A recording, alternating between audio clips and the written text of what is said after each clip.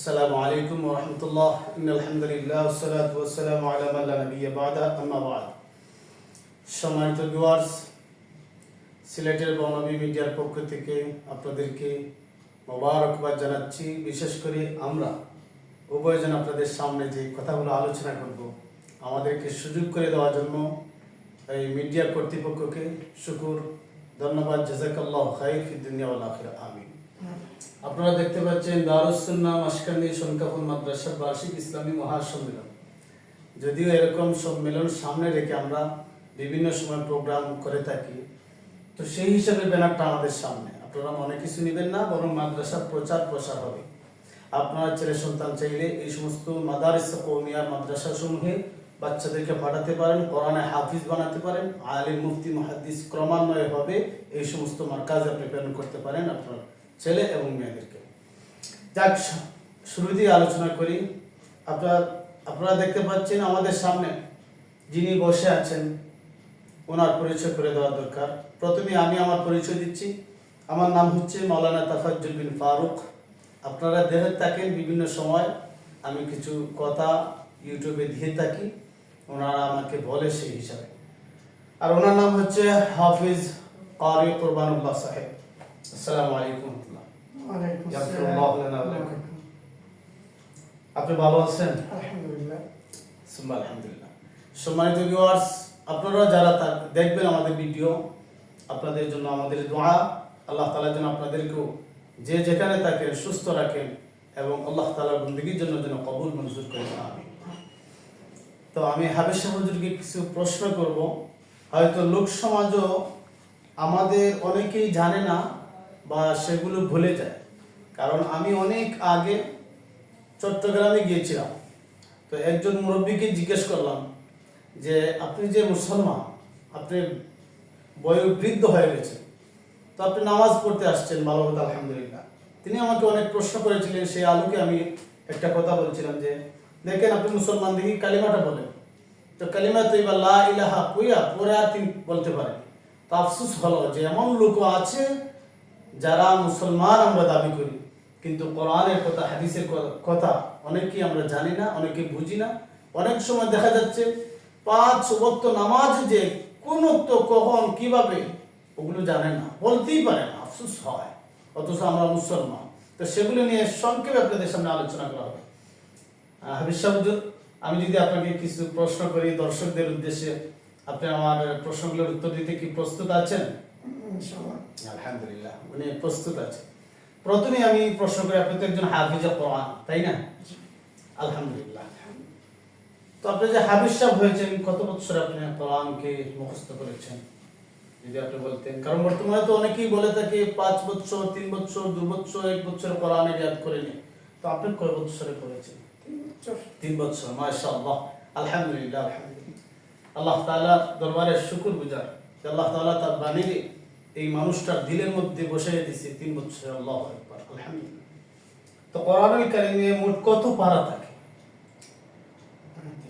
30 পারা। আসলে কিন্তু সবাই জানে, কিন্তু আমি জিজ্ঞেস করছি এজন্য, সম্মানিত দর্শক অনেকে জানে না, তো আপনারা শুনবেন, দেখবেন, বুঝবেন। 30 পারা, তাই না? আয়াত সংখ্যা মোট কতটা থাকে?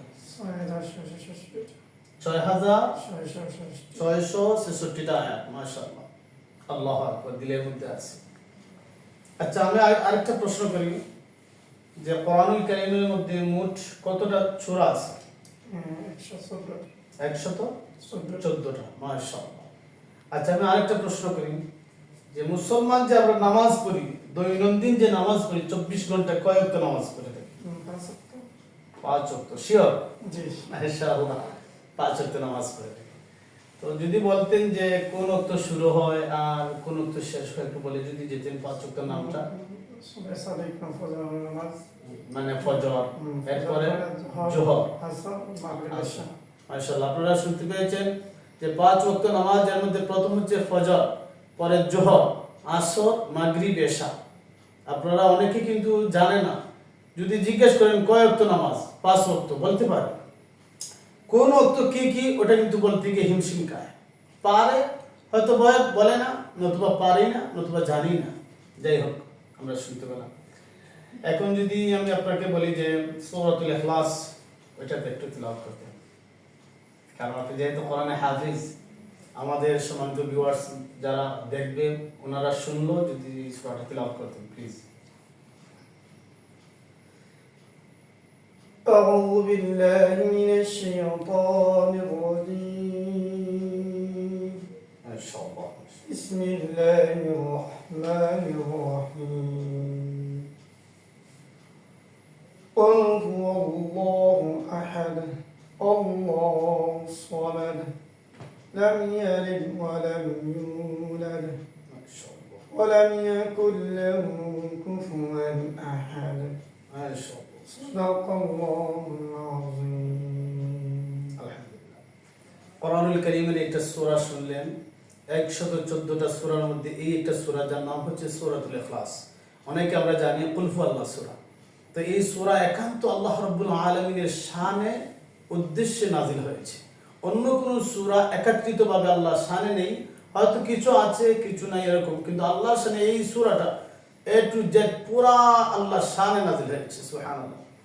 তো দেখেন রাসূল আকরাম সাল্লাল্লাহু আলাইহি সাল্লাম বলেছেন, যে ব্যক্তি একবার সূরা ইখলাস পড়বে সে 10 পারা কোরআন শরীফ পড়লে যে সওয়াব, সে 10 পারা কোরআন পড়ার সওয়াব পাবে। সুবহানাল্লাহ।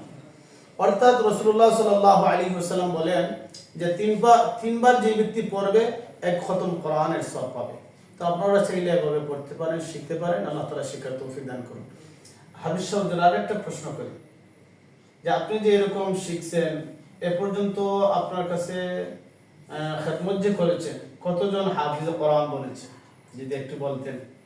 যদি আপনি বলতে চাচ্ছেন না আমরা বললাম আর কি, যাতে অনেকে শুনতে চায়। এটা তো আল্লাহ কবুল করছে মাশাআল্লাহ মাশাআল্লাহ। সম্মানিত ভিউয়ার্স, আরেকটা কথা বলে থাকি, আমাদের যে হাবিব সাহেব উনি প্রায় 10 বছর বা 9 বছর যাবত কোরআনের খেদমত করছেন মাশাআল্লাহ। সেই হিসেবে আমি প্রশ্ন করলাম আশারা অলরেডি বাংলাদেশ আছে মাশাআল্লাহ কেমন ছাত্র হবে আপনার হাফিজ কোরআন?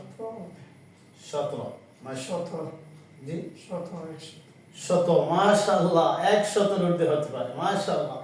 আসলে এটা বলার উদ্দেশ্য হচ্ছে দেখেন উনি তো 10 বছর বা 9 বছর যাবত পড়ে 17 কাছাকাছি। অনেক মাদ্রাসা এমন আছে 40, 50, 30 এর মধ্যে হুজুররা হিফজে কোরআনের খেদমত করছে। সেক্ষেত্রে ওনাদের কত ছাত্র হাফিজে কোরআন হবে আপনারা অনুমান করবেন। এজন্য আমি বলি যে প্রত্যেকটা মা বাবা গার্জেনের তার যেন এটা উচিত হয় যে কোরআন থেকে শেখানো তার ছেলে এবং মেয়েদেরকে। কারণ প্রত্যেকটা মুসলমানের উপর কোরআন শেখা ফরজ বলা হয়েছে। সেজন্য আপনি আপনার ছেলে মেয়েকে কোরআন শিখাইবেন, হাফিজ সাহেব বানানোর চেষ্টা করবেন। কারণ একজন হাফিজ যদি বানাইতে পারেন, একজন ছেলে মেয়েকে যদি হাফিজ বানাইতে পারেন, আল্লাহু আকবার, কিয়ামতের ময়দানে জাহান্নামে জানেওয়ালা 4 পুত্র, জাহান্নামের পানেওয়ালা 10 জনকে জাহান্নাম থেকে বাঁচিয়ে জান্নাতে নিয়ে যাবে। সুবহানাল্লাহ। এমন ক্ষমতা শক্তি আল্লাহ তাআলা হাফিজ কোরআন ওয়ালাদেরকে দিয়ে থাকেন। এজন্য আসুন মাদ্রাসায় এরকম পড়ার সুযোগ করে দিই প্রত্যেকটা ছেলে এবং মেয়েদেরকে। আল্লাহ তাআলা সবাইকে যেন দ্বীনের এই জ্ঞান অর্জন করার জন্য তৌফিক দান করেন। আমিন। কিছু বলবেন আপনি তাদেরকে? আলহামদুলিল্লাহ, আপনারা সবাই দোয়া করবেন আমাদের আল্লাহ যাতে কবুল করেন। আলহামদুলিল্লাহ মাশাআল্লাহ। সবাই দোয়া চাইছেন সবার কাছে, আল্লাহ যেন ওনাকে আরো দিনের খাদিম হিসেবে কবুল মঞ্জুর করেন। আমিন। আসসালামু আলাইকুম ওয়া রাহমাতুল্লাহ। আসসালামু আলাইকুম।